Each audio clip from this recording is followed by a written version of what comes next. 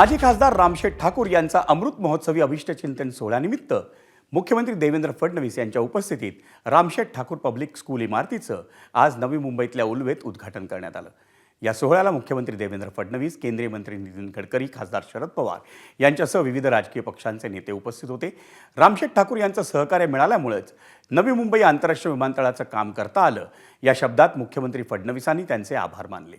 पनवेलचा toll आमदार प्रशांत ठाकूर यांच्यामुळेच बंद झाला, याचाही मुख्यमंत्र्यांनी उल्लेख केला।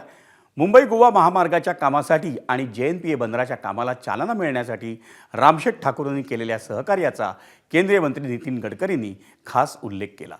मुंबईतून पुण्याला 1.5 तासात आणि बंगलोरला 5 तासात घेऊन जाणारा महामार्ग बांधण्यात येणार असल्याची माहितीही त्यांनी या सोहळ्यात दिली।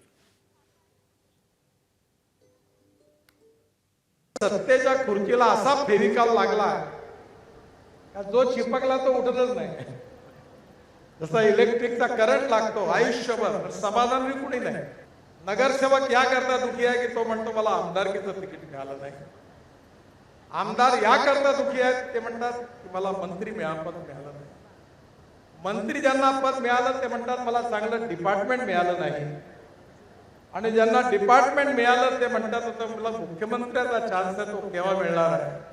आणि मुख्यमंत्री म्हणतात की आता आमचे श्रेष्ठ नेते किती दिवस ठेवतात, केव्हा काढतात, भरोसा नाही। ते सगळे ऑक्सिजन दिबा पाटलांच्या नेतृत्वामध्ये भूमिपुत्रांचा जो लढा झाला त्यात अतिशय प्रमुख भूमिका ही रामशेठ ठाकूर यांनी निभावली। आणि म्हणूनच भूमिपुत्रांनी त्यांना थेट लोकसभेमध्येच पाठवून दिलं। हा असा नेता होता की डायरेक्ट लोकसभेपर्यंत पोहोचला। पण रामशेठ ठाकूर असा व्यक्ती होता ज्यांनी 51व्या 52व्या वर्षी घोषित करून टाकलं की आता मला राजकारणात राहायचं नाही, मी निवडणूक राजकारणात राहायचं नाही म्हणजे मी निवडणूक लढणार नाही।